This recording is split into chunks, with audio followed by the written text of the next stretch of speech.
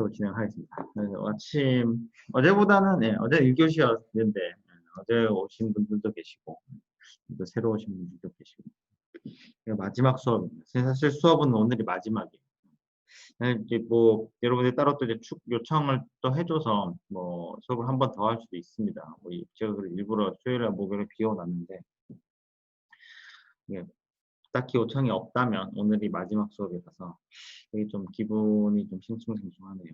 여러분 사실 얼굴도 제대로 못 보고 한 학기가 지나갔다는 게 사실 좀 실감이 잘 안 나는데 그래서 여러분들 제가 이제 그렇죠. 그러니까 여러분들이 실란할 수도 있어요. 학교 정책도 그렇고 제 요청도 그렇고 그런 것 때문에 이제 뭐라 할 수는 있는데 왜 갑자기 뭐 시험은 또 왜 대면이냐 이렇게 얘기하고. 예, 많은 걸 생각해보고 내린 결정이에요. 저는 그래서 이게 온라인으로 시험을 보게 되면요. 어떠한 방식으로든 근본적으로 시스템상에서 부정행위를 막을 수가 없어요, 일단. 근데 이제 그러면 여러 가지 이제 다른 카운터 메저를 어떤 베이스로 깔고 들어가야 되냐면 학생들의 양심을 믿는다는 가정으로 가야 되거든요. 근데 그게 잘 돌면 되게 좋아요. 저도 예전에 몇 번 그랬었고, 잘 돈 케이스도 있었어요. 잘 돌면 되게 좋은데, 이게 안 좋은 케이스가 되면 되게 이 대응하기가 너무너무 힘들어요. 굉장히 지저분한 꼴로 가거든요. 그래서 그냥 이것저것 생각을 해보다가 문제를 이렇게 내봤다 저렇게 내봤다가 그래서 하여튼 그것 때문에 너무 화를 내거나 너무 감정적으로 대응하지 않아 줬으면 좋겠습니다. 지금 상황이요. 여러분들도 여러분들 나름대로 너무너무 힘든 걸 잘 알지만, 사실 여러분들 힘든 거 모를 수도 있어요. 굉장히 여러분들 엄청난 걸 많이 잃고 있거든요, 지금. 엄청난 기회비용을 엄청나게 많이 잃고 있는데, 그게 뭐 학비나 이런 얘기는 아닙니다. 뭐 그것도 있겠지만, 엄청난 기회비용을 잃고 있는데, 지금 이 중국 바이러스 때문에 이게 정말 엄청난 걸 잃고 있는데, 이게 이런 적이 현대사회에서 일어난 적이 없었기 때문에, 모두 다 지금 명확한 대응 방도가 없어요.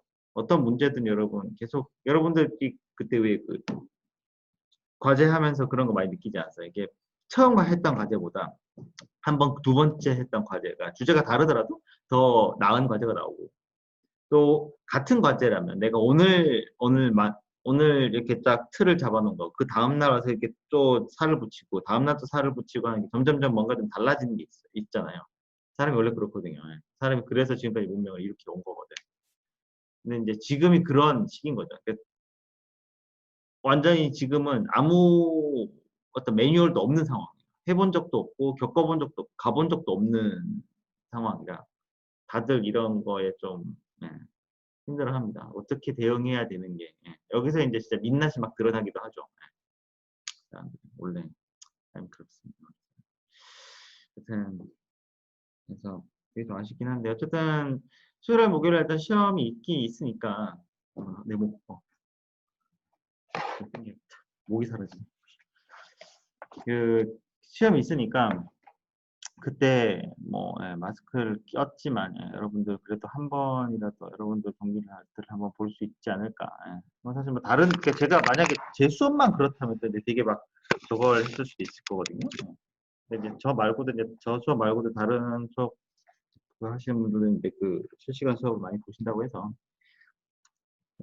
뭐 누가 먼저 했느냐, 뭐 책임 소재를 왜 남한테 돌리냐 이렇게 얘기하시는데 그런 뭐 꼭 그런 의도는 아니고요. 어쨌든 제가 안 한다고 해서 제가 뭐 실시간 수업을 한다고 해서 뭔가 상황이 좋아지진 않으니까 하여튼 수업 각설하고 수업하겠습니다. 그러니까 지난 수업은 아니고 지난 시간에 5장까지 한번 리뷰를 간단하게 했었는데 혹시 질문 사항 있습니까 혹시? 지난 수업에서 이건 좀 설명이 좀 부족했는데요 하는 게 있었습니까? 여러분 수업 언제든지 끊고 바로바로 얘기해도 됩니다. 그러려고 오늘 하는 수업이에요. 그래서 궁금한 점 있으면 친구들이나 이런 거 눈치 볼 게 아닙니다. 여러분들이 당연히 궁금하면 물어봐야 되고 여러분 모르면 다른 사람들 몰라요. 대부분 하나는 모를 거예요. 그러니까 자기가 궁금한 점 있으면 바로바로 얘기를 해주세요. 그래서 6장은 5장까지 만들어 놨던 그죠? 이 시퀀스들 있죠. 예, 시퀀스들이나 어떤 클래스 개념의 객체 개념으로 쪼개놨던 그런 것들을 이제 그러니까 선을 쭉쭉쭉쭉 이어서 선을 쭉쭉쭉 이어서 어떤 전체적인 알고리즘이라는 걸 만들어 놨는데 여기 저번처럼 선만 쭉쭉쭉 긋는다거나 선만 쭉쭉쭉 긋는다거나 혹은 선의 방향성이 있어 봐야 근본적으로 프로그램을 할 때 있어서 되게 중요한 게 뭐냐면 반복과 분기입니다. 그죠? 예, 반복과 분기인데 그 부분이 5장까지는 빠져 있었어요. 예, 그래서 6장에서는 이거를 스테이트 다이어그램이라고 해서 여러분들이 이걸 이해하는 게 되게 중요해요. 스테이트라는 게 뭐냐면 이런 거예요. 그러니까 메모리 상태, 지금 현재 컴퓨터 메모리 상태가 어떠냐.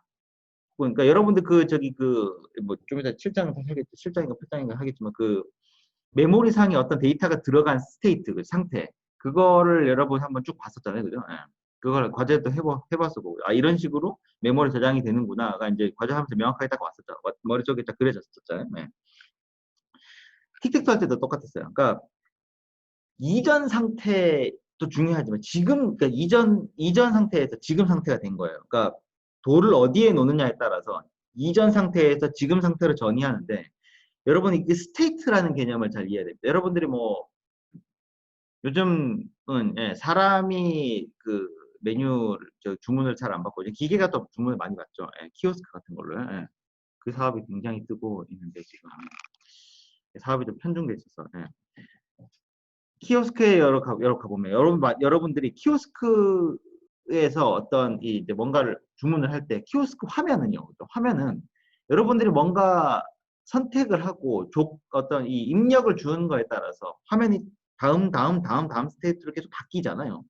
그거를 프로그램을 만드는 사람 입장에서는 그걸 모든 가능한 입력들을 예상을 하고 그 화면을 만들어 놓은 겁니다. 그 화면 하나씩 스테이트인 거예요. 입력이 어떻게 들어왔을 때 메뉴는 어떻게 또 올라가 있어야 되고 어떻게 입력이 들어왔을 때 메뉴는 어떻게 또 올라가 있어야 되고 이해되죠? 예. 그런 베이스로 가야 되거든요. 그래서 여러분들이 어떤 프로그램을 짤 때 이 시퀀스나 프로시저도 중요하지만 지금 내가 내가 지금 처리해야 하는 입력이 어떤 스테이트에서 들어오느냐를 인지하는 게 되게 중요해요. 그래야 여러분들이 지금 내가 이 상황에서 다음 상태로 전이할 수 있는 조건을 최대한 많이 커버할 수가 있는 거예요. 그죠? 계속 이게 프로시저 단위로 돌아가면 이게 머릿속에서 이런 거 프로그램이 여러분 클래스 다이어그램을 공부를 하면서 약간 좀 머릿속에서 그 생각이 든 친구들도 있겠지만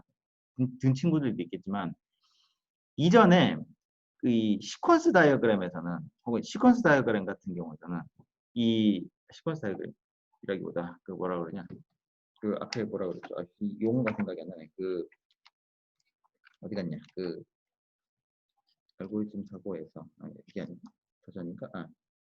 유즈 케이스. 유즈 케이스 다이어그램에서 보면은 유즈 케이스 하나가 일종의 어떤 프로시저였잖아요. 하나는 어떤 행위였잖아요. 그죠? 하나 행위 단위로 이렇게 행위 단위가 두둑두둑 모여 붙어서 그 행위를 실제로 수행하는 주체와의 연결 형태로 그림을 그려왔잖아요. 근데 이거하고 클래스 다이어그램하고 되게 개념이 다르죠. 이거 그리면서 생각이 좀 바뀌는 거 못 느껴봤었어요. 그러니까 프로그램도 사실 그렇거든요. 여러분들이 파이썬 뭐 잠깐 맛보기 정도 했었지만 그래도 이런 거 노력 많이 했죠. 좀 프로그램 만들고 되게 노력 많이 했던 게 보이더라고요. 이 프로그램을 여러분 쭉 짜보면은 이런 거예요. 처음에 시작이 있고 끝이 있잖아요. 어떤 여러분들 수행해야 될 시작이 있고 끝이 있어요. 이런 경우에는 시퀀스라는 개념으로 머릿속에서 시작이 처음에 변수를 어떻게 할당해야 될 것 같고 그 다음에 어떤 행위가 있어야 될 것 같고 어떤 루프가 있어야 되겠고 어떤 시점에서 어떤 조건으로 분기를 해야 되겠고 어떤 그런 전체적인 시작과 끝이 있는 어떤 플로우 개념에서 생각했을 때의 프로그램을 짤 때 하고 클래스 다이어그램을 보면은 클래스 다이어그램 어때요? 행위라는 게 그냥 뭘로 들어가요? 그냥 이 객체 안에 그 객체가 할 수 있는 어떤 행위 하나로 그냥 함수 이름 형태 하나로 그냥 쏙쏙쏙쏙 들어가 버렸죠. 실제로 그 함수가 어떻게 돌아가는지는 사실 크게 관심이 없었어요. 클래스 다이어그램에는. 그죠? 어떤 행위가 뭘 하는 그 행위의 이름을 정하는 건 되게 중요했는데 그죠? 한 행 안으로 한 행으로 이름을 만들어서 그 클래스 다이어그램을 기술하는 해당 그걸 프로그램 쪽에서 메소드라고 합니다. 메소드나 펑션이라고 하는데 그런 형태로 집어넣는 모양이었지. 안에서 뭘 하는지는 크게 중요하지 않아요. 행위를 하는 주체가 주체 자체를 기술하는 걸로 머리를 바꿔야 됐었어요. 이게 여러분들은 자 이게 이 트랜지션을 못 느껴요. 왜냐면 두 개 같이 했으니까. 이 유즈 케이스 다이어그램하고 클래스 다이어그램하고 5장에서 했던 거. 그걸 같이 했으니까 이 트랜지션을 못 느꼈을 수도 있겠지만 이거는 이 두 가지의 이 프로그래밍 이 메소돌로지가 그 방법론이 굉장히 큰 획기적인 큰 분기점 중에 하나예요. 그러니까 컴퓨테이셔널 파워가 여러 가지 일을 할 만큼 충분하지 않았을 때는 하나의 시퀀스로 프로그램을 짜는 게 일반적이었고 그렇게 생각해서 그렇게만 그 사고방식이나 그 방식으로만 그러니까 유즈 케이스 기반으로만 유즈 케이스 다이어그램 기준으로만 프로그램을 쭉 짜왔었어요. 그 전에는. 그러니까 펑셔널리티가 주인 거죠.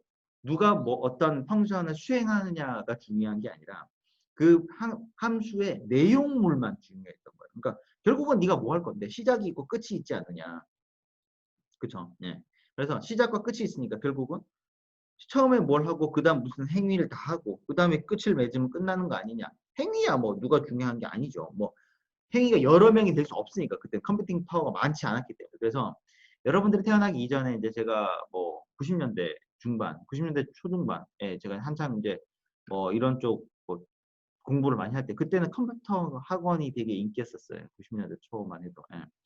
그래서 90년대 초나 80년대 말이나 그때는 컴퓨터 학원이 이렇게 되게 유행이었거든요. 예. 그래서 부기 학원, 뭐 암산 학원 이런 거 되게 유행이었었는데 그때만 해도 어땠냐면 프로그램 하나 실행을 시키잖아요. 그러면은 걔는 그것만 해요. 그러니까 내가 뭐 프로그램을 입력을 딱 해서 예전 그때는 이렇게 클릭도 아니었어요. 프로그램 이름을 타이핑을 해서 엔터를 딱 쳐야 프로그램이 딱 실행이 되는 모양이었거든요. 도스라고 해 그런 게 있었어요. 여러분 예전 뭐 이런 거 있잖아요. 아 이거 참 여러분 화면 못 보고 있지. 어,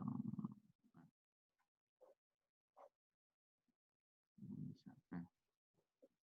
여러분 이런 거 있잖아요. 이런 참 까만 창. 예전에는 컴퓨터가 딱 켜지면은 화면이 딱 이랬어요. 부팅 딱 하고 나면. 네, 화면이 딱 이랬어요. 그래서 무슨 프로그램이 있나 이렇게 찾아보고 프로그램에 내가 실행하고자 하는 뭐 어떤 프로그램을 프로그램을 내가 이런 식으로 실행해서 하나하나 들어가고 이렇게 했었어야 되거든요. 예. 프로 디렉토리 들어가고 나오고 하는 것도 이런 식으로 했었어야 되거든요. 근데 이제 컴퓨팅 파워가 점점 좋아지면서 동시에 여러 일을 하게 된 거예요. 그래서 주체라는 게 중요해진 거예요. 누가 이 프로그램을 수행시키고 누가 이 펑션을 호출하고 누가 이 메소드를 호출하느냐가 중요해진 거예요. 그때 이제 더 이상 윈도우나 이런 멀티태스킹이 가능한 프로그램 운영체제가 나오면서 더 이상 시작과 끝이 모호해진 거예요. 윈도우 딱 켜졌잖아요. 그러면 그러니까 시작은 사실 뭐 부팅하고 이제 다 프로세스가 됐지만 어쨌든 부팅 딱 하고 난 상황을 생각해봐요. 윈도우가 딱 부팅을 했어요. 그러면 더 이상 시작과 끝 개념이 중요하지 않아. 왜냐면 내가 컴퓨터를 끄기 전에는 이 지금 여러분이 뭐 창을 띄우고 뭐 창을 움직이고 내가 뭔가를 입력하고 이렇게 하는 모든 행위에 시작과 끝이 있어요. 사실 뭐 명확하게 얘기하면 시작과 끝이죠. 마우스를 이렇게 갖다 대고 클릭을 이렇게 홀드를 한 상태에서 움직였으니 움직이고 떼고 당연히 이 행위 자체에는 시작과 끝이 있죠. 근데 문제는 뭐 어떤 뭐라고 해야 되냐. 지금 얘도 봐봐요. 여러분 이 줌 화면도 이게 안 보이려나? 이 보여? 혹시 이 화면 보여요, 여러분? 이 줌 창 화면? 이거 안 보이네? 이거 안 보이려나? 여러분 이 창은 보이죠? 네. 내가 못 듣고 있나? 지원아 혹시 여기 아까 그 줌창 보이니? 안 보이나? 유빈아, 현선아. 이거 어쨌든 어쨌든 이런 창이 아까부터 떠 있었단 말이에요. 여러분들이 수업 시작하기 전부터. 예. 그렇게 보면 여러분들이 이 창이 시작된 시점을 모르죠. 예. 시점을 모르잖아요. 근데 이거는 이미 예전부터 떠 있었고 뭐 하고 있어? 이 프로그램은 결국은 나의 입력을 기다리고 있는 거예요. 나의 입력을. 그죠? 나의 입력을 기다리고 있는 거예요. 그래서 이게 뭐 여러분 나중에 좀 관심이 좀 생기면은 키워드를 OOP, 오브젝트 오리엔티드 프로그래밍이라는 키워드로 객체 지향이라는 이 키워드로 나중에 인터넷 검색을 해보면 이런 내용이 되게 많이 나와요. 이게 굉장히 좀 큰 트랜지션 중에 하나였어요. 90년대 말에서 2000년 초로 넘어오면서 이 프로그래밍 방식이 굉장히 큰 트랜지션 중에 하나였어요. 그래서 그 다음부터 이제 프로그램을 설계를 할 때는 클래스라는 개념으로 먼저 시작을 해야 되는 거예요. 왜냐하면 시작과 끝은 이미 윈도우가 부팅하고 나서는 사실 얘는 무한히 돌아가. 내 끄기 전까지는 무한히 돌아간단 말이에요.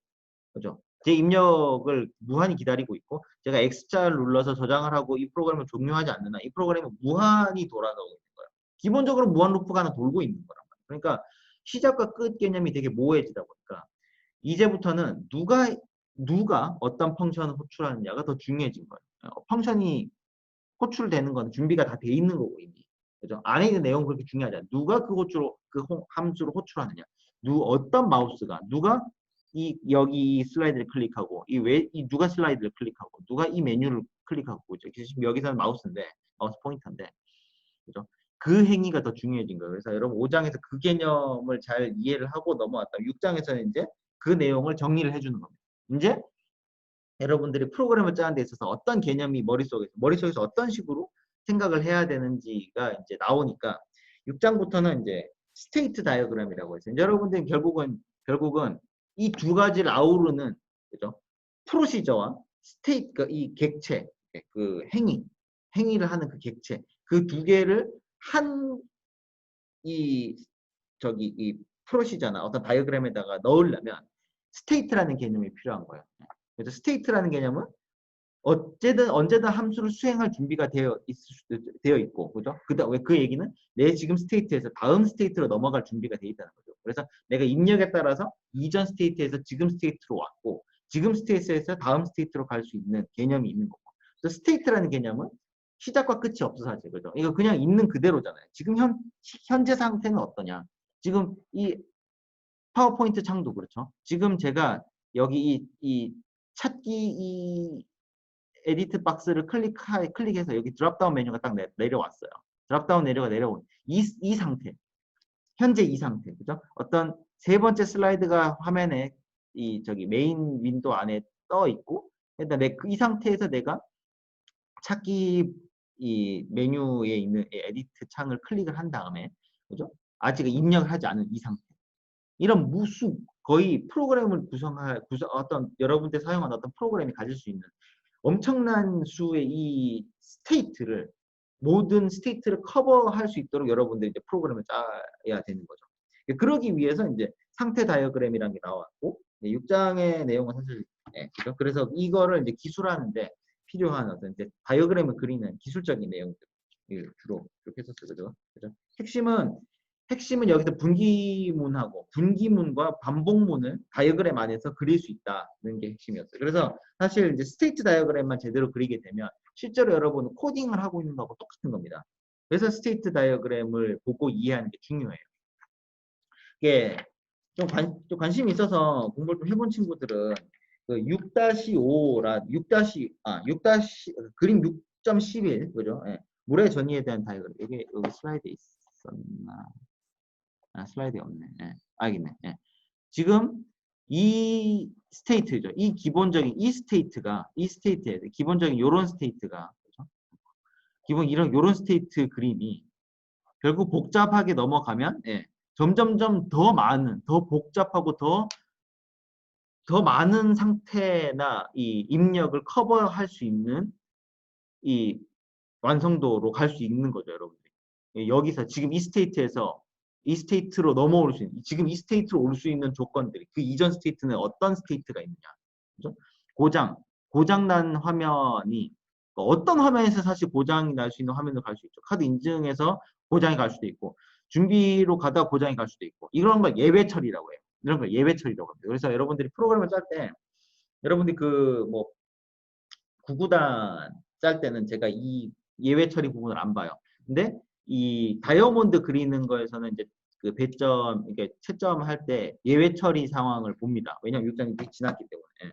그래서 6장 이 예외 처리라는 게 그래. 어떤 지금 내가 입력 지금 스테이트에서 다음 스테이트로 넘어가는데 혹은 넘어가는데 내가 원하는 입력이 아니라 다른 입력이 왔을 때 가야 될 스테이트도 얼마든지 내가 정의할 수 있거든요. 그걸 얼마나 커버하느냐가 사실 좋은 프로그래머와 나쁜 프로그래머를 구분짓는 사실 지금 제가 프로그래머라고 얘기하지만 결국 프로그래밍 사고를 가르치고 있는 제 목표 입장에서 봤을 때는 그 얼마나 더 많은 가지수를 여러분들이 머릿속에서 상정을 하고 감안을 하고 계산을 할 수 있느냐가 되게 중요한 거예요.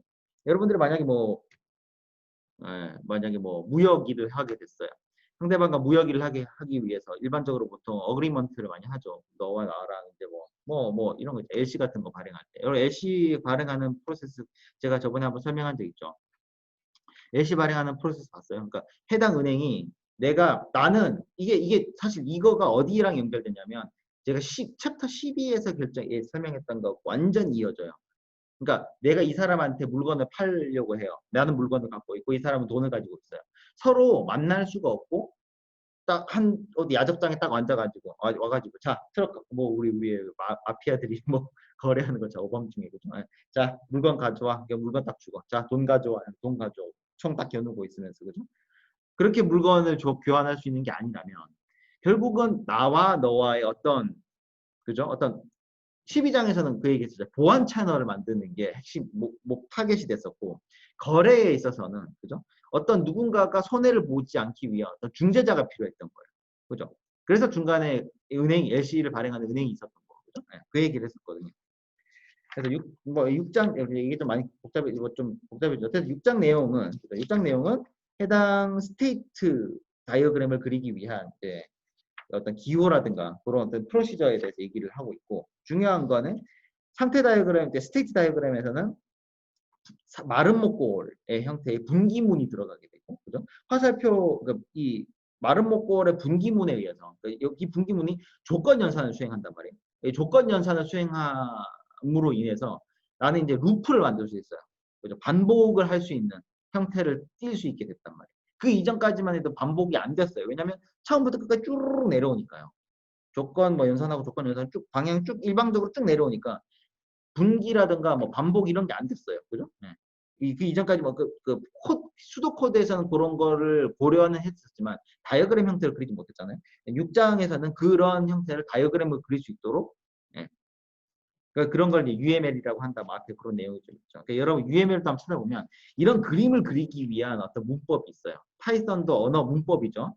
C도 어떤 문법이고 C++, C#, 자바 이런 것들 다 프로그램을 짜기 위한 언어거든요. UML도 일종의 언어 중에 하나예요. 여러분 라텍스라고 해서 수학과 친구들은 아마 이제 슬슬 얘기를 듣고 있을 거고 배우고 있을 것 같은데 라텍스라고 해서 수학 공식을 쓰는 그 방식 있죠. 그러니까 수학 공식을 제가 여러분한테 지금 여러분 인테그랄 알고 있죠. 인테그랄이 보면은 시작과 끝을 하는 거지. 내가 인테그랄에서 시작과 끝을 명기할 수도 있고 안 할 수도 있어요. 그죠? 명기할 수도 있고 명기를 안 한다고 하면 이렇게 할 수도 있거든요. 이거 무슨 말이냐면 그냥 무한대 전부터 무한대 끝까지 다 하라. 그러니까 구간 안에 있는 모든 걸 다 더하라 이런 얘기가 되는데 여러분들이 이런 기호를 만약에 내가 모르고 있었다고 쳐봐요. 방금 이거 처음 봤잖아요. 이런 거 고등학교에서 안 배우거든요. 이거 대학교에서 배웠나? 네. 대학교에서 하면서 배웠나? 수학 과목 안 된다 그랬지. 이런 기호들을 여러분들이 모르고 있다고 쳐봐요. 근데 내가 이 기호를 여러분들한테 설명을 해야 되면 이거 되게 어렵잖아요. 인테그랄 기호, 꼬부랑 기호, 중간에 동그라미가 겹쳐져 있다 이렇게 얘기를 하면 여러분 머릿속에 잘 떠올리기 힘들 거예요. 그래서 수학 공식을 이런 애매한 말로 설명하는 게 아니라 되게 정형화된 어떤 문법으로 만들어 놓은 게 있어요. 그걸 라텍스라고 하는데 그런 것처럼 그런 것들도 문법이거든요. 이것도 똑같아요. 그러니까 이런 그림 있죠. 이런 그림을 지금은 이제 여러분 그림을 딱 하나 보고 있으니까 명확하게 보이지, 그죠? 그림을 이렇게 보이지. 근데 항상 내가 그림 파일로 여러분들한테 일을 할 때 항상 누군가와 내가 일을 할 때 이 그림 파일로 막 그림을 보여줘야 되고 이런 환경이 항상 주어지는 게 아니거든.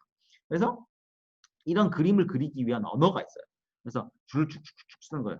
만약에 초기 화면에 대한 어떤 내용을 쭉 쓰고 카드 인증 진행에 대한 내용을 쭉 쓰고 그다음에 초기 화면과 카드 인증 진행이 어떻게 연결되어 있다. 그죠? 이런 거를 표시하는 이런 기호나 문법이 있어요. 이런 문법이 있는데 그걸 UML이라고 하거든요. 그런 내용이 아주 6장에서 잠깐 이제 소개가 됐었고, 그래서 6장 시간 많이 썼네. 6.5장은 결국은 6장은 그거예요. 여러분들이 다이어그램을 제대로 그리게 되면 결국 프로그램을 짜는 거하고 똑같은 형태의, 그죠? 거의 양쪽 다 한쪽 줄 중에 하나만 주어지면 코드를 봤을 때 스테이트 다이어그램을 그릴 수도 있고, 스테이트 다이어그램을 봤을 때 코드를 만들 수도 있는 그런 상태로 갈 수 있다는 거죠. 그래서 6-8 막 이런 데 가면은 굉장히 복잡한 레벨이에요. 그죠? 이런 뮤직 플레이어, 그죠? 확장 이런 거의 대부분을 커버 칠 수 있는, 그죠? 클래스가 또 이런 그룹핑이 되고, 그죠? 그래서 점점점 상위 개념으로 올라가지고 이런 그림도 있어서 이 개념을 여러분 이렇게 그리는 거야. 뭐 그냥 중학생 애들한테도 가르쳐 좀 금방금방 성취잖아요. 그게 핵심이 아닌 거예요. 핵심은 개념을 이해하는 게 되게 중요한 겁니다. 스테이트라는 개념이거든요. 이게 그래서 저기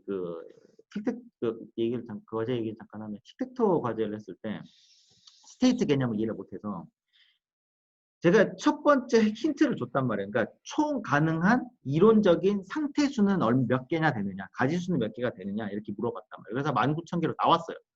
이걸 딱 주어졌는데 여러분들 중에 이 스테이트 개념을 이해를 못하고 여기에서 퍼뮤테이션으로 계산한 친구들이 있어요. 그러니까 콤비네이션이어야 돼요. 퍼뮤테이션은 순서가 들어가잖아요. 순서가 들어가게 되면 더 이상 이게 스테이트가 아닌 거지. 그지? 순서 하나가 어떤 케이스가 될 수 있죠. 하지만 스테이트는 아닌 거지. 이거 다음에 이거 다음에 이거 다음에 이거 다음에 이런 모든 이 프로세스가 막 전체적인 쭉 하나의 프로세스로 이어져 있잖아요. 왜냐하면 내가 처음에 여기 거를 선택을 하고 그 다음 이거 선택하고 그 다음 이거 선택하고 그 다음 이거 선택하고 이 선택의 이 순서가 결국 어떤 선택하는 이 모든 스테이트를 쭉 이어서 하나의 어떤 순서로 만들잖아요. 그죠? 이게 일어날 수 있는 게임인 거죠. 바둑처럼 처음에 기본을 보면 순서가 딱 있잖아요. 이거는 콤비네이션이 아니고 퍼뮤테이션이잖아요. 이렇게 계산한 친구들이 있어요. 처음에 내가 분명히 전체 스테이트를 줬는데 나중에 이제 계산한 거 보면 퍼뮤테이션을 계산해가지고 막 몇만 개, 몇십만 개 이렇게 나온 친구들도 많이 있어요. 그죠? 그래서 이 개념을 이해하는 게 되게 중요하다는 겁니다. 이게 좀 6장 여러분들 사실 6장을 이해하는 게 사실 여러분 컴퓨테이셔널 띵킹 이 과목이죠. 이 컴퓨팅 사고의 사실 정수와도 같은 과제가 되게 중요하니까 하여튼 이걸 한번 이런 거를 생각을 잘 해가면서 이해를 했으면 좋겠어요. 7장에 가서 이제 7장 내용부터는 이제 저겁니다. 실제로 컴퓨터에서 메모리가 어떻게 메모리 어떤 값이 어떻게 저장이 되느냐를 이제 간단하게 배열 형태, 그다음에 링크드 리스트 형태, 그다음에 링크드 리스트라는 기법을 사용해서 여러분들의 그래프라든가 그죠? 여러 가지 이어져 있는 그런 복합적인 그런 형태의 자료 구조들도 메모리 선형 메모리 안에 메모리 그냥 선형이에요. 그죠? 메모리 호텔 방처럼 호텔 방은 최소한 층 개념이라도 있지. 메모리는 그런 것도 없어요. 그냥 0부터 메모리 크기까지 있는 거예요. 4기가면 4기가, 2기가면 2기가, 8기가면 8기가 쭉 그냥 선형으로 쭉 있는 거예요. 여기에 우리가 일반 추상적으로 생각하는 그래프 형태라든가, 그죠? 혹은 뭐 링크드 리스트라든가 이런 추상적인 개념들을 선형 메모리 안에 저장하기 위해서 여러분들이 여러 가지 기법들을 사용해서 과제를 수행을 했었잖아요. 그런 형태로 데이터가 어떻게 저장이 되느냐 보면 그죠? 사실 DVD는 이거 제가 수업 시간에 커버하진 않았는데 책에 내용이 있는 내용이라서 잠깐 이 얘기를 하고 DVD나 이런 것들 선형이죠. 선형으로 돼 있지만 근데 얘는 춤도 있고 그죠? 해당 그 트랙이 이어지지 않아요. 하지만 우리가 결국은 여기에 매핑을 어떻게 하냐? 선형적으로 매핑한다는 거죠. 자, 그런 내용이 있었고 그죠? 그래서 리스트는 그러니까 배열은 그냥 순서대로 짜자자 하나씩 다 집어넣는 거죠. 그러니까 배열의 장점은 인덱싱이 되기 때문에 내가 만약에 세 번째 이름을 집어넣었다는 걸 알면 그냥 세 번째 바로 가면 돼요. 메모리가 주소가 3번이라는 걸 내가 0, 1, 2, 3으로 돼 있잖아. 3번 주소에 들어있다는 거 몰라도 돼. 내가 앵커 주소 첫 번째부터 첫 번째에서 내가 이 자료의 형태를 내가 알고 있기 때문에 저장할 때 알고 있잖아요. 처음에 카드 플레이어라는 이름 들어갔고 그다음에 뭐 넘버가 들어갔고 그다음에 뭐 1, 3 뭐 이런 식으로 이렇게 쭉 들어갔잖아요. 내가 순서는 내가 정렬한 다음에 알 수 있겠지만 어쨌든 이라는 변수 안, 힌팅스 안에 3번의 안에 woman이라는 게 바로 있다는 것만 알면 내가 더 이상 서치하고 자식할 필요 없어. 인덱싱만 하면 바로 갈 수 있거든요. 그 대신에 이제 뭐 집어넣고 뭐 할 때마다 이제 메모리 다시 다 뜯어서 다시 끄집어내서 다시 다 옮겨야 되고 막 그런 게 있으니까 여러 가지 좀 이 리스트랑 뭐 배열이랑 뭐 이렇게 링크드 리스트랑 어레이랑 이런 어떤 장단점이 있었죠. 이런 개념만 이해하면 사실 크게 문제가 없는데 과제 여러분 이 과제 되게 다들 다 잘 했더라고요. 그래서 근데 이 과제를 할 때 이 문제를 이해를 못 해가지고 그 문제를 이해 못했다는 게 이게 결국은 어레이랑 리스트의 개념이 명확하지 않았다는 얘기인데 이걸 두 개 합쳐서 하는 친구들이 있더라고요. 그게 좀 아쉽긴 했는데 어쨌든 둘 중에 하나는 점수를 줬으니까. 그래서 리스트 같은 경우는 이제 쭉 그러니까 배열 같은 경우는 처음부터 끝까지 그 인덱스를 두고 쫙 집어넣는 거였고 링크드 리스트 같은 경우는 이제 내 다음에 누가 있는지를 이제 만들어 넣어서 내 다음에 누가 있는지를 이렇게 그죠? 그래서 얘는 한 번에 찾아갈 수는 없어요. 무조건 앵커부터 시작해서 내가 원하는 게 나올 때가 계속 다 뒤져봐야 되는 그런 단점이 있지만 대신 얘는 선형이 아니어도 된다. 그래서 내가 10명을 채우기 위해서 호텔방 10개가 무조건 연달아 비어있지 않아도 된다. 과제를 잘 했기 때문에 이거는 뭐 이걸 잘 하고 있는 것 같습니다. 이 과제를 할 때 또 여러분들 그래프를 이거를 선으로 안 보고 이거 아크로 봤던 친구들도 있었어요. 이게 선으로 돼 있으니까 이게 지금 방향 화살표로 돼 있으니까 이게 연결이 서로 두 개 돼 있는 걸로 계산한 친구도 있더라고요. 그래서 저 똑같이 점수를 줬거든요. 그렇게 볼 수 있으니까. 그래서 이 그래프도 이게 되게 추상적인 이런 정보인데 결국 선형적인 메모리에 집어넣을 때 어떤 기법으로 여러분들이 그렇게 집어넣었던 그런 것도 수행을 잘 해줬습니다. 그런 내용이었고요. 사실 이게 이제 들어가기 시작하면 굉장히 복잡했던 트리라는 거는 이제 또 아까처럼 이렇게 그래프인데 이렇게 사이클이 없는 그런 것들이고 어쨌든 이런 추상적인 이 수많은 형태의 데이터 구조를 선형적인 메모리 안에 집어넣기 위해서 어떤 그런 정해진 규약 같은 게 정해 있어야 되고 거기에 따라서 메모리에 이렇게 쭉 일반 이렇게 선형 메모리에 저장할 수 있었다 그런 내용이었습니다. 자료 구조는 사실 들어가기 시작하면 뭐 끝도 없기 때문에 그 다음에 8장에서는 이제 데이터 처리를 했었는데 처리가 내용이 이게 사실 8장은 사실 그렇게 크게 짚고 넘어가지 않았어요. 그죠? 그래서 제가 뭐 어떤 패턴이나 서치 내용을 이렇게 8장에서 그렇게 서치, 그죠?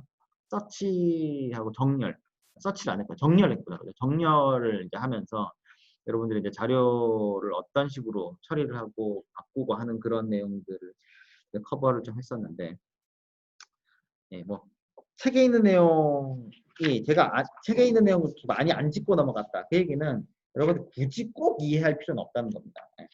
8장의 내용, 제가 수업할 때 중요한 부분은 항상 짚고 넘어가자 책에 있는 부분. 근데 이제 8장에 제가 이제 뭐 문장 처리나 이런 부분들 이렇게 하나하나 다 이렇게 짚고 넘어가지 않았어요. 그러니까 이거는 8장은 개념만이라도 잘 이해하고 넘어가면 크게 문제 안 됩니다.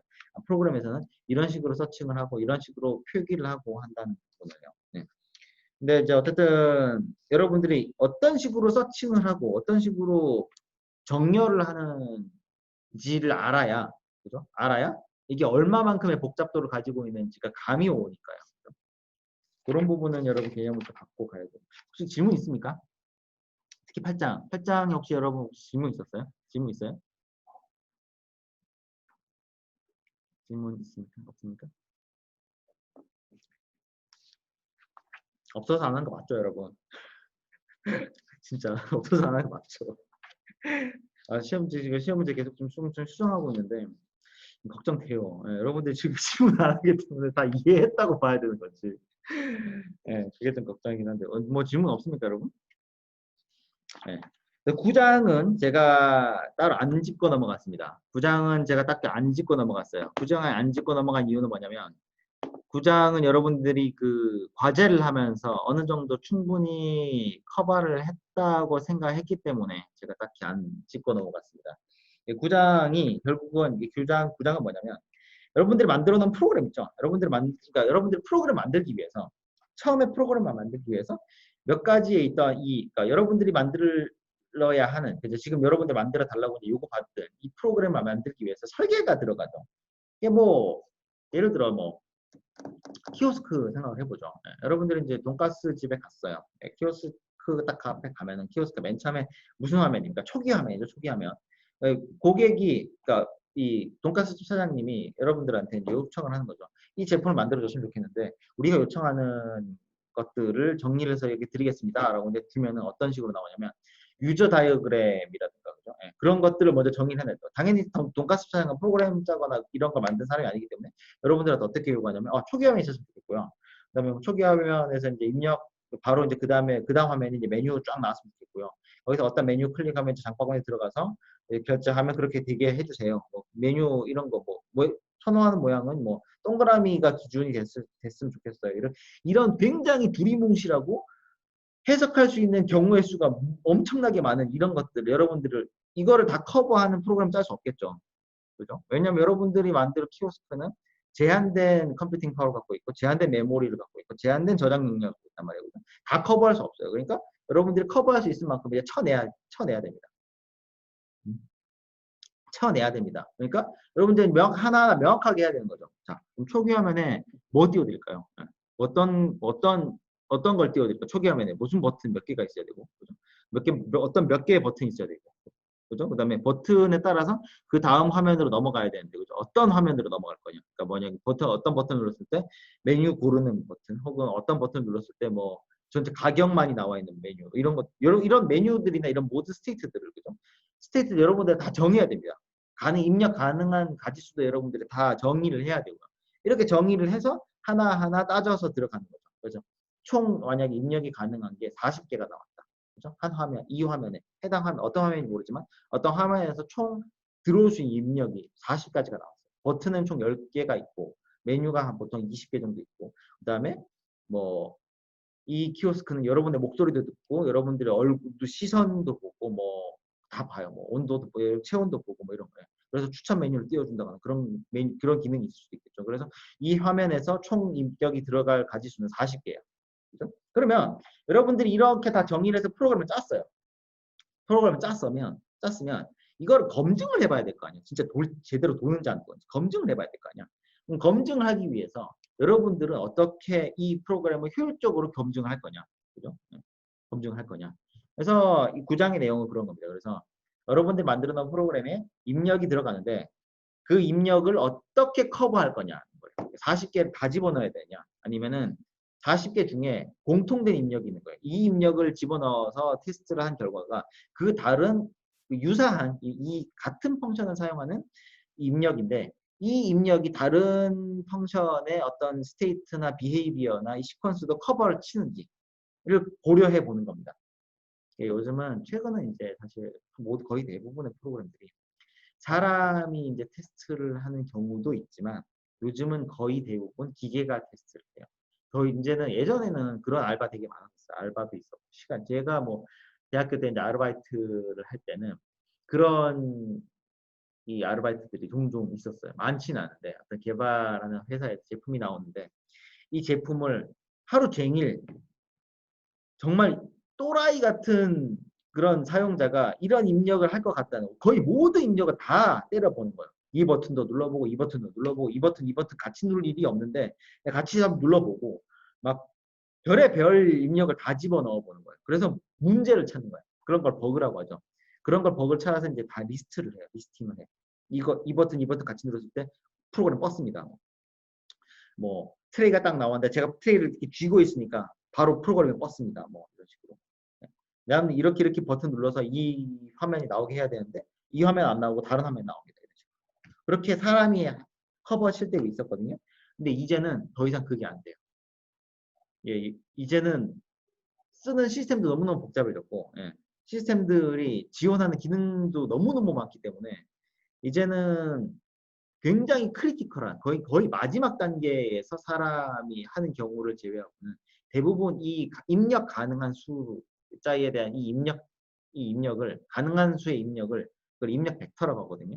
이 입력을 사람이 안 하고 기계가 만들어줍니다. 그러니까 기계가 프로그램 소스 쫙 한번 훑어서 이 함수는 최소한 들어갈 수 있는 입력의 가지수가 몇 개구나. 이 함수가 가질 수 있는 입력의 가지수는 몇 개구나. 이 함수가 이 함수랑 동시에 동작을 했을 때 가질 수 있는 스테이트는 총 몇 개가 되는구나. 그래서 리포트를 쫙 만들어준 다음에 기계가 입력을 다 집어넣어봐요. 다 집어넣고 막 이렇게 그래서 문제 프로그램이 뻗거나 원하는 화면이 안 나오면 이제 리스트를 쫙 만들어주는 거죠. 좀 그렇게 돼서 사실 그렇게 그래서 제가 이거를 크게 이제 딱 명확하게 안 짚고 넘어가는데, 그리고 여러분들은 제조업에서 일할 친구들 많이 없기 때문에 제가 이걸 그렇게 명확하게 안 하고 그냥 넘어갔는데, 여기 이제 기법들이 몇 개 나오거든요. 화이트 텍스트, 뭐 블랙박스 테스트 이렇게 나오는데, 이런 거죠. 여러분 화이트 리스트라고 하면 뭐예요? 일단은 다 봤는데, 일단 화이트 리스트라는 건 뭐냐면, 화이트 리스트라는 건 뭐냐면, 일단은 화이트 리스트는 이런 거예요. 여러분들이 이제 어떤 클럽의 기도야. 클럽의 기도인데, 이 클럽은 화이트 리스트 제도로 손님을 받아요. 이게 뭐냐면 명단에 있는 사람만 들여보내는 거예요. 그게 화이트 리스트 방식이고, 블랙박스 리스트는 들어오면 안 되는 사람들. 블랙리스트. 블랙리스트 방식은 이제 들어오면 안 되는 사람들만 명단에 적어놔요. 그 외에 있는 사람 다 들어가요. 그런 방식이고, 이제 여기에 이제 그런 같은 개념으로 프로그램을 테스트하는 내용들이 있습니다. 여기까지가 이제 여러분들이 이제 이 수업으로 커버를 했던 내용들이고, 사실 구장은 사실 뭐 제가 이렇게 적어놔 있지만 그 테스트 그 과제 하면서 여러분들 같이 이제 그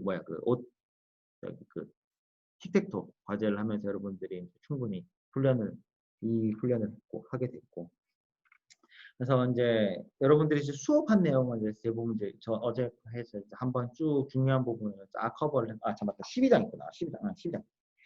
12장은 뭐였냐면 보안 내용이었습니다. 보안 내용. 보안 내용이었는데, 이게 원래는 제가 사실 이거를 되게 사전적으로 수업을 하려고 했었거든요. 근데 이제 어떤 수업을 이제 마지막 어떤 수업을 원하느냐 설명을 했을 때 이런 보안 쪽 내용이 나와서 잘 됐다 싶어서 12장이랑 같이 했던 거거든요. 12장이 여러분 이게 사실 앞에서 했던 여러분들의 모든 거의 대부분의 여러분들이 쌓아왔던 이 사고 방식, 이게 여러분들이 이제 이 수업을 들으면서 이제 많이 바뀐 바뀌어온 그 사고방 논리적 혹은 시퀀셜 혹은 뭐 스텝 바이 스텝 스테이트풀 이런 사고 방식을 거의 총망라해서 활용할 수 있는 좋은 예가 되거든요. 그래서 12장에 이 그림 12.7에 그죠? 이 공개키 암호 그죠? 이 공개키 여기 이 나와 있는 이 개념 공개키, 이건 사실 어렵지 않거든요. 수신자와 송신자 그죠? 보내고자 하는 자와 그 메시지를 받아서 평문을 암호화로 하는 데 쓰는 키하고, 암호문을 평문을 만드는 데 쓰는 키하고 동일한 거. 이런 시메트리 키 이거 하고, 그다음에 그렇지 않은 그죠? 내가 평문을 암호문으로 만드는 데 쓰는 키하고, 암호문을 평문으로 만드는 데 쓰는 키하고 다른 비대칭 키. 이 개념을 이해하는 게 되게 여러분들한테 도움이 많이 될 겁니다. 그래서 12.7이 그 시메트리 키가 아니구나. 12.7은 이게 디지털 설명이군요. 이 디지털 설명이 제가 과제로 냈었는데 이거를 꼭 한번 보기를 바랬었어요. 그래서 여기 12장이 여기 이 책에서 제가 이 책도 좋다고 하는 이유 중에 하나가 12장 중에 12장도 있거든요. 12장이 굉장히 잘 써도 굉장히 이해하기 되게 난해할 수 있는, 사실 원리는 되게 쉬워요. 원리는 되게 쉬운데 그렇잖아요. 그러니까 대칭 키는 뭐냐면 내가 평문을 암호문으로 바꾸는 거, 암호문을 평문으로 바꾸는데 이 키가 똑같다. 근데 문제는 뭐예요? 그러면 얘하고 나하고 동일한 키를 갖고 있어야 되는데 이거 어떻게 주고받을 거냐는 거지. 아까 얘기했던 것처럼 아까 LC 은행 무역하는 것처럼 내가 너한테 물건 팔고 싶고 너는 나한테 대금을 줘야 되는데 누가 먼저 할 거냐는 거죠. 여러분 중고거래 할 때 항상 그 딜레마가 있잖아요. 물건 보내는 사람, 이게 뭐 이제 국룰이라고 하네요. 보내는 사람은 돈을 받고 물건을 보낸다가 이제 뭐 일반적인 중고거래의 그 형태가 됐는데, 뭐 그렇지 않으면 이제 일단 만나서 보는 거죠. 그래서 물건 받는 사람은 그러니까 물건 보내는 사람이 실제로 물건을 나한테 보내서 물건을 까서 확인해 보기 전까지 실물을 내가 볼 수 없는 거죠. 명확하게 확신할 수 없어요. 그죠? 그런 리스크를 안고 하잖아요. 근데 실제 무역에서는 그런 리스크가 하나라도 있으면 안 돼요. 그죠? 물건 내가 한두 푼 하는 것도 아니고 수십억, 수천만 원 주고 물건 사오는데, 그죠? 뭐 오버시로 물건 사오는데 명확하게 그런 게 있어야 되는 거죠. 그래서 중간에 그런 이런 애매한 부분들을 완전히 커버를 치기 위해서 그죠? 그런 빈틈이 있으면 안 돼요. 시험도 똑같아요, 여러분. 여러분들 믿는 건 좋은데 그거는 내가 선택할 수 있는 옵션이 아닌 거예요. 그건 인간적인 부분이기 때문에 어떤 일을 할 때는 완전히 배제해야 돼요. 왜냐면 시스템 상에서 빈틈이 없어야 그 어떤 일이 벌어졌을 때 내가 커버가 되지. 그죠? 프로그램 짜는 건 똑같아요. 시험 보는 것도. 프로그램 짜는 건 똑같아요. 어떤 상황이 벌어졌을 때 나는 이 상황이 벌어질 수 있으니까 이런 부분이 일어났을 때 대처할 수 있도록 그걸 보완하는 방식으로 내가 수정을 해야 될 거고. 일어나기를 막을 수 없다면 일어났을 때 어떻게 대처해야 될지 준비해야 되는 거예요. 똑같이 함수를 만드는 건 똑같아요. 예. 그런 거죠. 그래서 그다음에 비대칭 키도 또 비대칭 키는 어때요? 비대칭 키는 내가 평문을 암호문을 만드는 데 쓰는 키하고 암호문을 받은 사람이 암호문을 평문으로 만드는 데 쓰는 키하고 다른 거예요. 그러니까 아까 시메트리 키 같은 경우는 이 키를 주고받아야 되는 문제가 있잖아요. 이거 어떻게 주고받을까요? 그걸 만나가지고 밤중에 어디 으슥한 데 만나가지고 USB 서로 교환하는 이런 방식이 아니라면 사실 내가 여기에 있는 내가 이제 웹브라우저에서 네이버를 치는데 이 네이버가 진짜 내가 한테 네이버로 가는지 혹은 내가 암호화를 해서 네이버 서버가 내가 암호화해서 보낸 거를 네이버가 풀어볼 수 있어야 되는데 네이버 서버는 나를 모르잖아요. 만난 적도 없고 만날 수 있는 것도 아니에요. 근데 어떻게 내가 네이버 서버랑 키를 주고받을까? 그거를 보완하기 위해서 나온 게 비대칭 키였죠. 그죠? 네, 비대칭 키. 그래서 제가 수학적인 내용이나 그 베이스는 제가 지난 수업에 설명했던 것처럼 라지 넘버의 팩터라이제이션의 문제입니다. 그죠? 그래서 풀 수는 있어요. 풀 수 있는데 푸는데 무지막지하게 시간이 많이 걸린 거예요.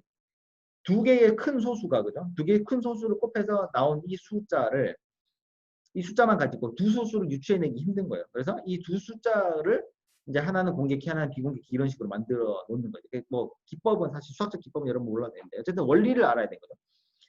암호화하는 데 쓰는 키하고 그걸 복호화하는 데 쓰는 키하고 다른데 그래서 둘 중에 내가 그래서 키를 두 개 만든 다음에 하나 키를 누구나 볼 수 있도록 나한테 메시지를 보내려고 한 사람들은 이 키를 사용해서 암호화를 해서 보내세요 라고 이제 공개를 해놓는 거죠. 공개 키라고 하는 거죠. 퍼블릭 키. 그죠? 그 사람들은 이제 암호화만 할 수 있는 거야. 그죠? 나한테 메시지 보내고 싶은 사람들이니까. 그죠? 그 키를 가지고 암호화를 한 다음에 나한테 보내면 그 나머지 똑같이 생성돼. 그 키를 두 개 생성될 때 만들어졌던 아직 공개하지 않은 이 키. 이건 나만 갖고 있으니까. 그죠? 이걸로만 복호화를 할 수 있는 거죠. 예. 이렇게 되면 상대방과 내가 서로 만난 적이 없더라도 누구나 볼 수 있는 키를 공개된 장소에 내가 키를 게시만 잘 해놓을 수 있으면 언제든지 나는 물건을 그러니까 메시지를 받을 수가 있는 거죠. 예, 동일한 개념으로 이제 보내는 것도 고려를 하게 된 거죠. 예, 어쨌든 그 내용이었는데 이게 설명을 들으면 되게 쉽거든요. 근데 이걸 하나하나 따지고 들어가면 되게 이렇게 머릿속에 되게 복잡해져요. 그래서 여러분들이 이거를 이해하려고 막 노력을 해보면 한번 이해가 딱 되는 모먼트가 있을 거거든요. 그런 거를 꼭 여러분들이 12장을 커버하기 위해서 그거를 한번 고려를 해봤으면 한다는. 디지털 서명이 이제 이거의 확장판인 거죠. 그렇죠? 그래서 12장까지 그렇게 내용이 있었고요. 뭐 나머지 이제 백업, 뭐 패칭, 문제를 해결하기 위한 사실 12장 이제 문제를 해결하기 위한 거의 대부분 보안이라는 게 사실 그런 거죠. 보안이 문제 해결에 거의 총하에 있는 거기 때문에 그래서 쭉 그런 내용들을 커버를 해놨는데 뭐 안티바이러스도 있고 뭐 오픈소스 뭐 이런 내용 쭉 있는데 오늘 뭐 커버하면서 그 질문 같은 거 있었어요? 12장 특히 질문이 좀 있었을 것 같은데 없습니까? 다들 켜놓고 자러 갔나? 뭐 살아있는 사람 좀 소원 한번 들어 목소리가 시좀 이제 허공에 대고 얘기하는 건지 모르겠습니다. 여러분 다 듣고 있나요? 예, 승민이 듣고 있네요. 승민아 질문 없어? 질문 없었어? 네, 뭐 질문이 없었나 봅니다. 예, 뭐 좋은 거죠. 예, 질문이 없다는 얘기는 거의 대부분 다 이해를 했다는 내용인 것인가. 예.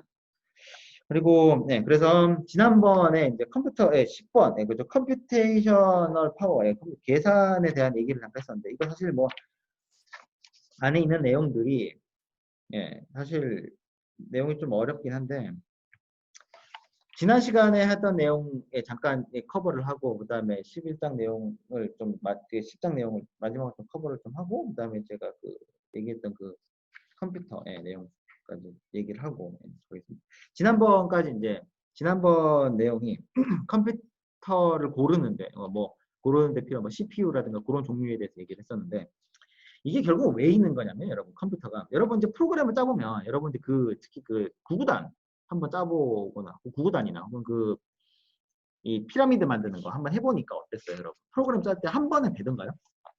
한 번에 안 되죠. 이게 처음에 여러분들이 알고리즘 생각을 해서 프로그램을 이렇게 짜서 실행을 시켜보니까 마음대로 안 나온단 말이에요. 마음대로 안 나오죠. 예. 그래서 여러분 계속 이제 문제를, 이거는 여기서 변수의 숫자를 하나 줄여야 되겠구나. 여기서 숫자를 하나 늘려야 되겠구나. 하는 식으로 계속 여기서 초기화를 해줘야 되겠구나. 이런 식으로 계속 문제를 고쳐가면서 프로그램 하나 만들죠. 여러분들 이거 해보니까 어때요? 그러니까 이거 내가 문제를 고쳐가면서 하는 이 스텝 바이 스텝을 밟아보면서 여러분 지금 여기에 몇 번 수가 들어가고 이 루프가 몇 번 돌고 이 루프가 몇 번 돌고 이런 거 계산을 쭉 해보니까 프로그램이 이렇게 돌아가는구나 대충 감이 왔잖아요. 감이 왔잖아요. 이게 이제 프로그램을 짜는 사람 입장에서는 되게 중요해요. 왜냐하면 여러분 구구단 같은 경우나 그 이 에스테리크 마크 찍는 거는 사실 뭐 지금 여러분이 갖고 있는 컴퓨팅 파워에서는 컴퓨테이션 파워에서는 사실 뭐 세 발이 필요 안 됩니다. 이거 뭐 원자 단위도 안 돼요. 너무나도 찰나에 끝나버리는 일이 있기 때문에 그게 그렇게 안 느껴질 수 있는데 실제로는 사실 여러분 프로그램 여러분들 만들어 놓은 그 에스테리크 마크 그 찍는 프로그램 있죠. 그 20줄도 안 돼. 그거를 짜기 위해서 그거가 돌리기 위해서 컴퓨터는 실제로 한 몇만 번 몇만 번의 사이클을 돌려요. 열 몇 줄짜리 돌리기 위해서 실제로는 몇만 번의 사이클을 돌립니다.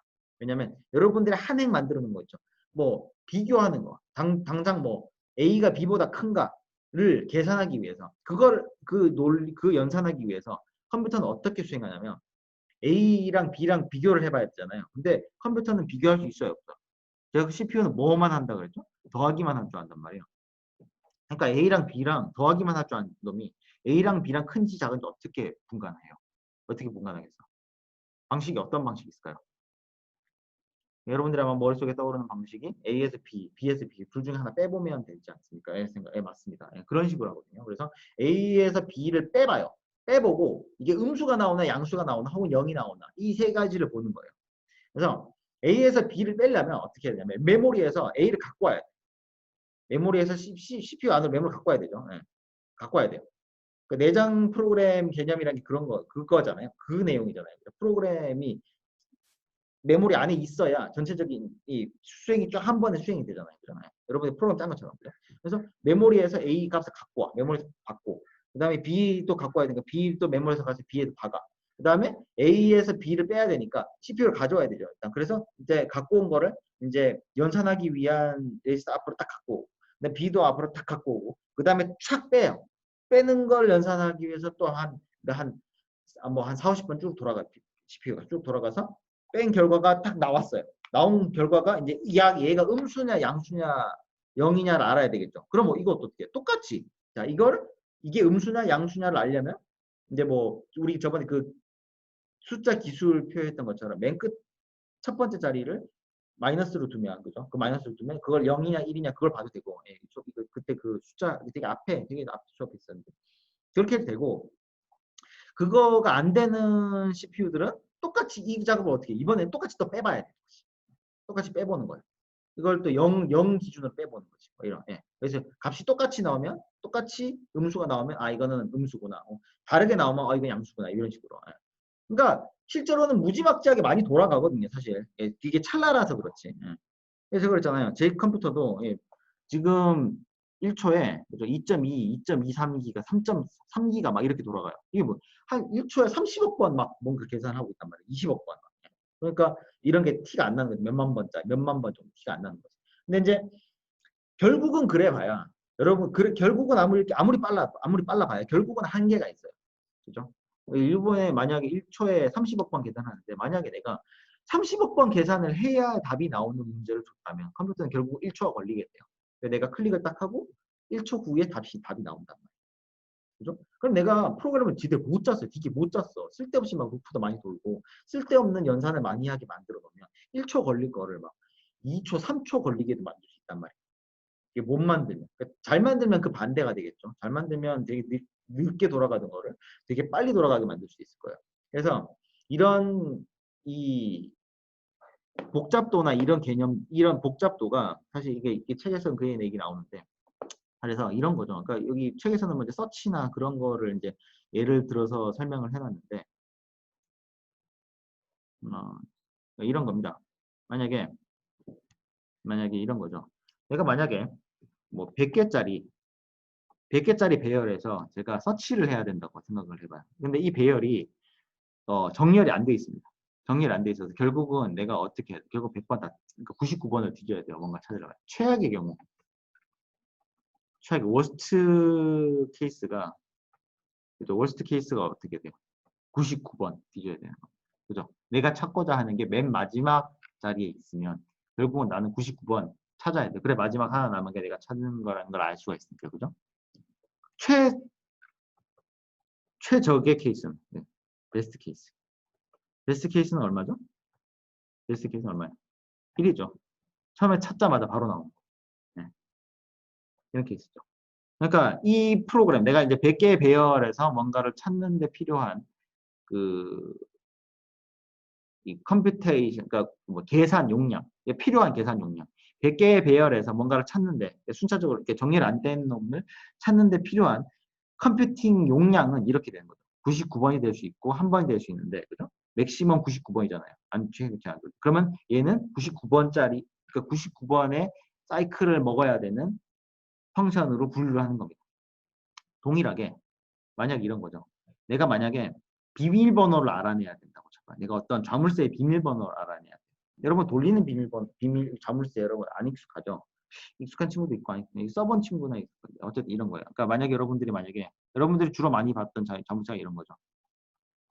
이렇게 생긴 거. 네, 그렇죠? 이렇게 생긴 거. 그래서 여기 비밀번호가 3개인 경우도 있고 4개인 경우도 있어서 누르잖아요. 이렇게 딱딱 눌러가지고 조합을 만들어냅니다. 그죠? 네, 만약에 이 자물쇠가 8개의 자릿수를 가지고 있어요. 8개의 1에서 7까지, 1에서 8까지, 1, 2, 3, 4, 5, 6, 7, 8 이렇게 있어요. 이렇게 있으면은 내가 이 자물쇠가 비밀번호가 몇 개짜리인지 내가 안다고 치자. 4자리야. 그러면은 결국은 내가 이걸 따기 위해서 몇 번을 때려봐야 돼요. 몇 번 때려봐야 돼요. 4자리잖아. 그죠? 4자리. 4자리인데 하나 여기 들어갈 수 있는 가지수가 총 몇 개씩이에요? 8개씩이잖아요. 막 8 곱하기 8 곱하기 8 곱하기 하는 거죠. 그럼 8의 4승이 되는 거죠. 네. 그죠? 8의 4승이면 얼마야? 8, 8, 60자. 이건 사실 한 1시간 잡으면 할 수 있어. 못할 건 아닌데. 할 수 있나? 8, 4승 얼마야? 아유, 한시간 못하겠구나. 숫자 꽤 크네요. 네. 3자리면 할만할 텐데, 그죠? 8, 8, 64, 64 곱하기 8이니까 8, 6, 48. 510이네요. 네. 510이면 뭐 할 수 있지. 1시간 빡 잡고 하면 할 수 있겠죠. 찾아낼 수 있겠죠. 근데 여기다 8 곱하면 8, 5, 46. 일단 벌써 뭐, 4천. 그래서 4,000개가 돼버리니까, 이건 숫자가 더 많이 나오죠. 4,000개는 힘들어요. 네. 할 수 있겠네. 뭐 하루 종일 붙어야 됐습니다. 여튼, 그죠? 이런 가지수가 생겨요. 그럼 얘는 어때요? 그러면 자릿수가 하나 늘어날 때마다 어떻게 증가해요? 그죠? 얘가 올라가죠? 그럼 어때요? 얘는 선형이 아니라 어떻게 올라가? 이렇게 올라가겠죠. 숫자가. 그죠? 걸리는 시간이 지수적으로 증가하겠죠. 그죠? 이런 애들이 있어요.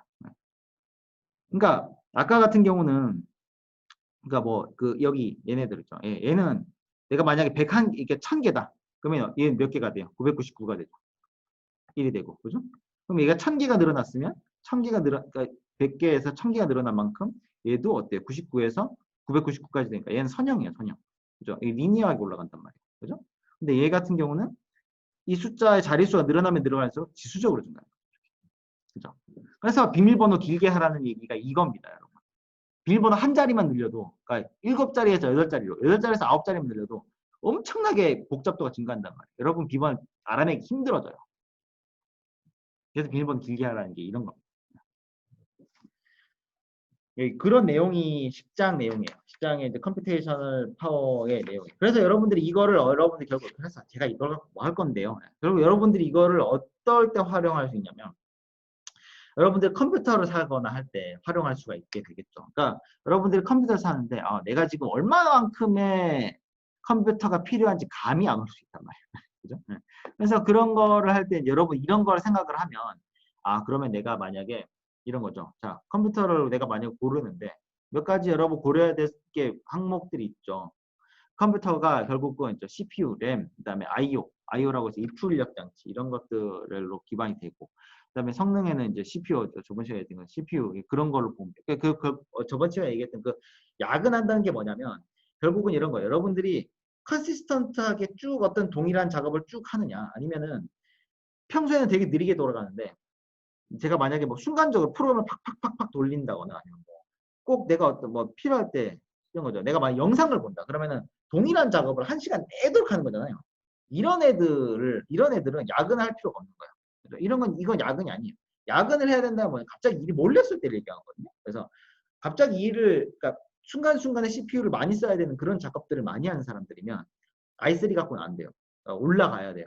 그러니까 평소에는 전기를 좀 적게 먹더라도, 전기 적게 먹고 열을 좀 적게 나더라도 필요할 때는 전기 많이 때려 붓고 전압을 올려서 이 일을 많이 할 수 있도록 컴퓨테이션 용량 주파수를 클럭을 팍팍 올려줄 수 있는 그런 데를 찾아요. 저 같은 사람. 프로그램을 돌리는데 평소에 프로그램 작업할 때는 CPU 거의 안 써요. 근데 프로그램 다 짜놓고 팍 돌려요. 그러면은 짧은 시간이지만 빨리 해야 되잖아요. 이럴 때는 CPU가 일도 많이 시키고 야근을 많이 해야 돼요. 이럴 때는 CPU한테 전기를 많이 부어서 빨리 끝낼 수 있는 놈을 고르는 게 좋겠죠. 그런 게 게임도 그래요. 게임도 내가 계속 그 대기실에 가만히 서 있는 게 아니잖아요. 그죠?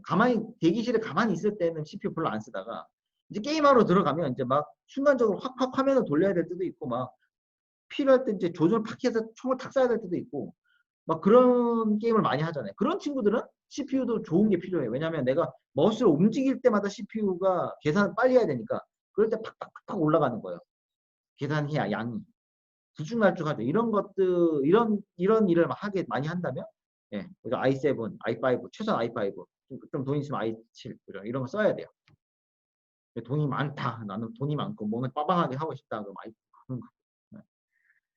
그 다음에 여러분들이 이제, 식장 내용에, 그죠? 같이 이어지는 건데, 이런 것 때문에, 여러분 이제 연력화학이나 이런 거를 이해한다면 이제 쉽게 이해할 수 있는데, 컴퓨터도 결국 여러분 뭐냐면, 제한된 에너지를 가지고 제한된 계산을 하는 거라서 CPU도 똑같아요. 계산을 많이 하고 싶으면 전기를 많이 때려 넣어야 돼요. 사실 뭐 효율적으로 만든다는 얘기는 여러분이 계속 세대가 이제 뭐 7세대, 8세대, 9세대 이렇게 모으면서 점점 효율적이고 점점 좋아지긴 해요. 그건 진짜 사실이에요. 근데 그거를 약간 좀 타치하고 근본적으로 보게 되면 결국은 같은 에너지를 넣었을 때 같은 계산을 한단 말이에요. 그죠? 그래서 내가 2배의 계산을 하고 싶으면 4배의 에너지를 넣어야 돼요. 자동차도 여러분 그래요. 자동차도 내가 80km로 가봤을 때 제일 효율이 좋은데 20km로 내가 20km 증가해서 100km로 간다고 해서 선형적으로 20km만큼만 증가하는 게 아니에요. 0km에서 20km로 갈 때 필요한 에너지하고 80km에서 100km까지 가는 에너지는 훨씬 더 많습니다. 여러분 뭐 충격량이란 거 알아요? 뭐 속도의 제곱, 뭐 질량의 속도의 제곱이거든요. 속도의 제곱이에요. 그래서 속도가 증가할수록 필요한 에너지는 기하급수적으로 증가합니다. 그러니까 제곱승으로 증가해요. 그래서 속도를 120km 낼 때하고 140km 낼 때하고 연비는 쩍쩍쩍쩍 떨어지는 겁니다. 컴퓨터도 똑같아요. 그래서 동일한 이게 적용이 되거든요. 그래서 랩탑에서는 이게 되게 중요합니다. 그러니까 데스크탑 같은 경우는 이제 뭐 가만히 놓고 월포트에서 전기를 무제한 끌어다 쓰기 때문에 냉각도 그만큼 뭐 에너지 써가면서 할 수 있거든요. 근데 랩탑은 안 그렇잖아. 랩탑은 배터리로 돌잖아요. 그래서 랩탑이 되게 중요한 게 서멀 디자인입니다. 열을 얼마나 빨리 효율적으로 배출하고 빨리 식혀서 그런 걸 할 수 있느냐. 왜냐하면 CPU가 너무 뜨거워지면 이 열 특성이 그러니까 여러분 온도가 올라가면 저항이 올라가잖아요. 그래서 전기적 특성이 바뀌기 때문에 이 온도가 어느 정도 지나치게 올라가면 아예 전기를 끊어버려요. 계산 안 해버린다. 원래는 1초에 30억 번 계산을 할 수 있는 놈인데 전기를 끊어갖고 1초에 15억 번만 혹은 1억 번만 할 수 있게 CPU 전기를 끊어버려요. 그래서 전기를 끊어버리면 일을 안 하니까 열이 빠르게 식겠죠. 그런 식으로 하는 걸 스로틀링이라고 하는데 랩탑에서는 열 설계를 제대로 못하면 내가 i7, i9 되게 좋은 i9 이런 되게 좋은 걸 샀음에도 불구하고 열 처리를 못 해가지고 이 성능을 제대로 못 쓰는 경우가 생겨요. 그래서 여러분들이 랩탑 같은 걸 살 때는 꼭 이 서멀 디자인을 잘 봐야 돼요. 나중에 요거 제가 뭐 나중에 이게 나 저 랩탑을 살 건데요. 예, 추천해 주실 거 있나 이러면은 제가 사이트 몇 개를 드릴게요. 예. 이런 거를 잘 테스트한 데도 있어요. 이런 걸 또 여러분 고려할 수 있어야 돼요. 그러니까 결국은 봐봐 계산량 생각하다 보니까 결국은 이제 이런 것까지 오잖아요. 결국 이게 꼬리로 다 연결이 돼 있다고 여러분. 예. 그냥 아무 상관없는 게 아니에요. 메모리도 뭐 그런 같은 뭐 이런 내용인데 뭐 이런 내용 좀 이거 좀 시간이 좀 여기까지 안 해줄 것 같고. 예. 일단은 뭐 사실 뭐 내용 일단 제가 뭐 이렇게 쓸데없이 내용할 필요는 없는 것 같고 사실 제가 지금 실시간 하는 이유가 뭐 이런 여러분 질문을 받으려는 게 사실 제일 큰 목표인데 아예 질문이 없어갖고 그게 좀 걱정이 되긴 하네요. 여러분 혹시 질문 없습니까? 질문 없어요? 뭐 시험에 대한 질문도 괜찮아요. 과제는 이제 다 끝났고. 네? 켜놓고 어디 갔나 보네. 그러니까 아까 손 들던 친구들만 남아있고. 네. 교수님, 네. 예, 예. 상대평가인가요, 이번 시험? 아니요, 절대평가입니다. 네, 절대평가요? 제가 공지했던 그대로 예, 절대평가고 여러분들 친구들 눈치 보지 말고 뭐 내가 열심히 했는데 상대방보다 못해서 점수 못 받는 일은 없습니다. 대신 근데 절대평가가 여러분 절대평가라고 해서 점수 잘 나오는 게 아니에요. 절대평가는 다 못 보면 다 못 나옵니다.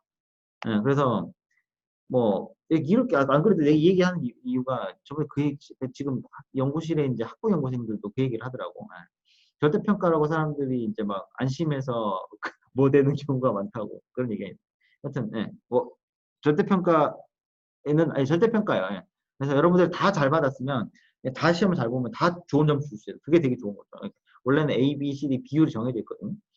그래서 이제 어떤 교수님들은 이제 자존심이라고 A+은 한 명한테만 주는 예, 그런 교수들도 계신데 저는 엔간하면 다 채워주는 케이스인데 하여튼 예, 절대평가라서 예, 남들 신경 쓰지 말고 예, 본인 시험 성적만 잘 나오면 됩니다.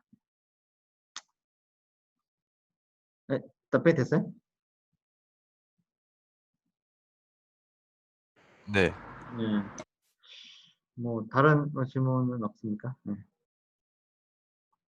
여러분 근데 뭐 여러분 나중에는 알겠지만 1학년 때 점수 같은 건 그런 거 신경 쓰지 않습니다. 점수가 중요한 게 아니라 점수가 왜 의미를 갖냐면 여러분들이 스스로에게 얼마나 디보션이 있었느냐에 사실 척도이기 때문이에요. 그래서 제가 1, 2학년 점수가 안 좋습니다. 공부 안 했거든. 공부 안 하면 점수 안 나올 수밖에 없어요. 예.